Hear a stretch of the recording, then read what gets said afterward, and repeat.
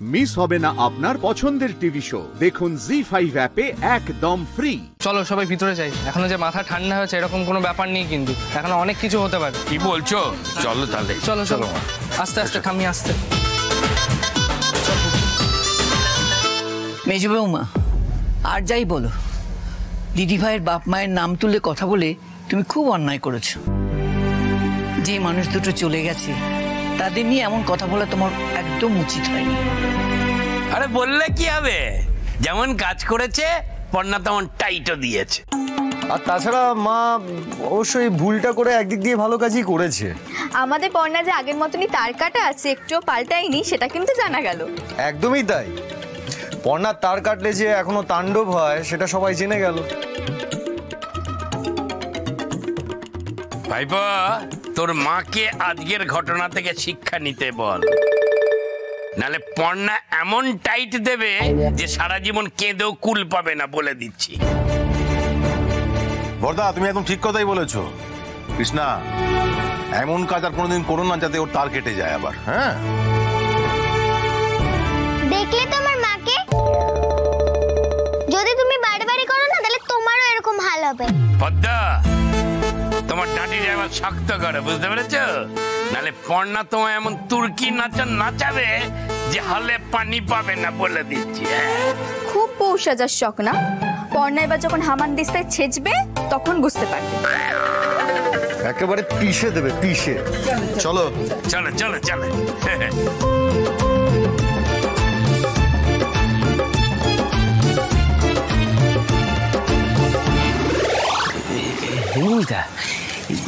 মেয়ে তো কিছুই বদলায়নি গো, তো যেরকম ছিল একদম সেই রকম আছে। তুমি বুঝতে পারছো, সামান্য এটো কাটা নিয়ে ঝগড়া হয়েছে, তাতে একেবারে মেজো কাকির মতো মানুষের মুখে কুলি পেটে দিয়েছে। আবার শুধুই মমিতা এরকম করছো কেন? এখন এখন এসব দরকার নেই, কথায় কথায় খালি বেঁকে যাচ্ছে। আমাদের সবাইকে মেরে ফেলবে, কাউকে চলবে। আরে মমিতা,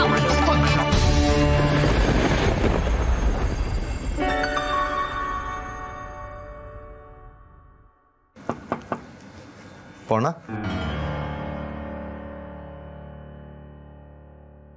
সৃজন বাবু আপনি এসেছেন।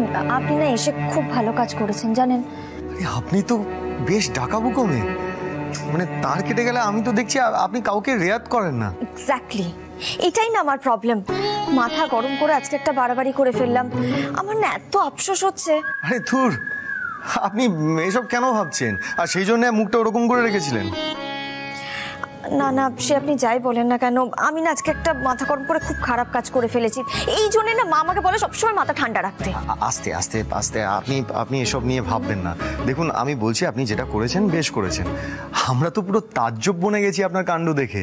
সৃজন বাবু, আপনি আমাকে যতই গার্ড করার চেষ্টা করেন না কেন, আমি জানি আমি আজকে যে কাজটা করেছি সেটা করা আমার একদম উচিত হয়নি। ছি ছি ছি ছি ছি ছি, হাজার হোক আপনারা তো আমাদেরকে এ বাড়িতে থাকতে দিয়েছেন বলুন। আপনার মা আমার ব্যবহারে নিশ্চয়ই কষ্ট পেয়েছেন। আর তার থেকে বড় কথা, গুরুজন মানুষ, আমি বরং ওনার কাছে গিয়ে একবার ক্ষমা চেয়ে নিই, সেটাই ঠিক হবে। আরে না না না না না, কোনো ক্ষমা টমা চাওয়ার দরকার নেই। আমি আবারও আপনাকে বলছি, আপনি যেটা করেছেন ঠিক করেছেন। দেখুন, আমি বলছি মাঝে মাঝে না এরকম ফোঁস করার দরকার আছে, বুঝলেন? সৃজন বাবু, এটা আপনি কি বলছেন? হ্যাঁ, মানে আপনার মায়ের সাথে আমি এরকম একটা ব্যবহার করলাম, আপনার তো আমার উপরে রেগে যাওয়া উচিত। আপনি রেগে তো যাননি, উল্টে বলছেন আমি যা করেছি বেশ করেছি। আরে হ্যাঁ, বললাম তো। আচ্ছা, আপনার অবাক লাগছে না? হ্যাঁ, অবাক লাগবে না? আমার মায়ের সাথে যদি কেউ এমনটা করতো আমি তো তাকে... আরে দাঁড়ান দাঁড়ান দাঁড়ান, আপনার কোথাও একটা ভুল হচ্ছে। দেখুন, আপনি যদি কোনো ভুল করতেন আমি নিশ্চয়ই আপনাকে বলতাম। আমি কেন, বাড়ির সবাই বলতো। দেখলেন না, বাড়ির কেউ আপনাকে বাধা দেয়নি। আপনি কোনো ভুল করেননি, ভুলটা তো করেছে মা। আর আপনি আমার মাকে চেনেন না। আমার মা না এরকম, মানে এই এটো কাটা নিয়ে না সবাইকে জ্বালাতন করে। আপনি একদম ঠিক কাজ করেছেন। আপনি বরং মায়ের চোখে আঙুল দিয়ে মায়ের ভুলটা ধরিয়ে দিয়েছেন। আর সেই সাহসিকতার তারিফ করতেই তো আপনার কাছে এলাম।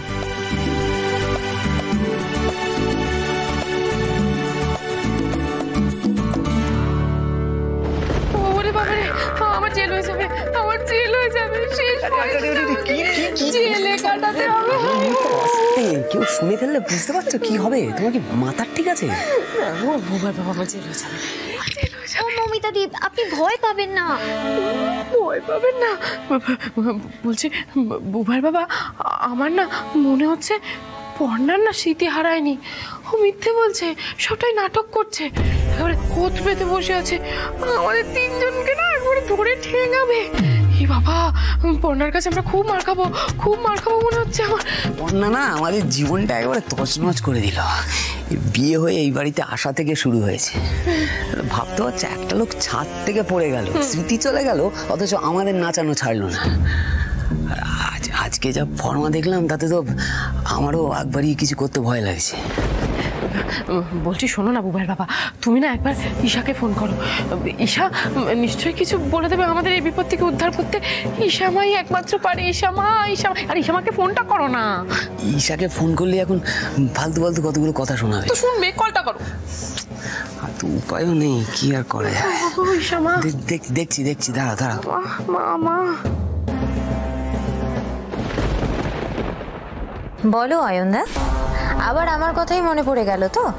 সেই আমার কাছেই আসতে হয়, কিন্তু সলিউশন বললে কাজের কাজ কিছুই করে উঠতে পারো না।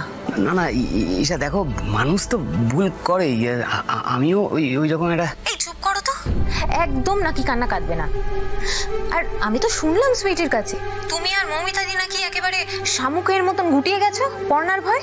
কি বলবো, আজকে যা ফর্মা দেখিয়েছে না, তাতে আমরা না শুনলে তুমিও ঘাবড়ে যাবে। হোয়াট? এমন কি করেছো? বলছি বলো।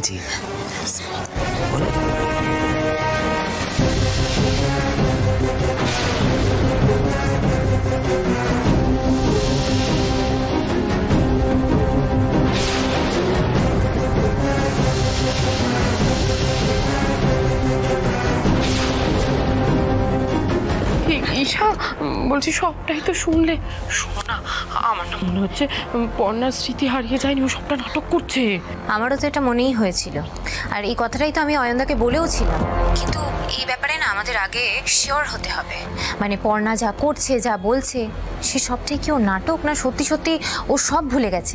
যদি সত্যি সত্যি পর্ণা সব ভুলে গিয়ে থাকে তাহলে তো কোনো চিন্তা নেই, কিন্তু যদি ওদের কথাই সত্যি হয় তাহলে কিন্তু আমাদের সবার কপালে দুঃখ আছে। দুঃখ?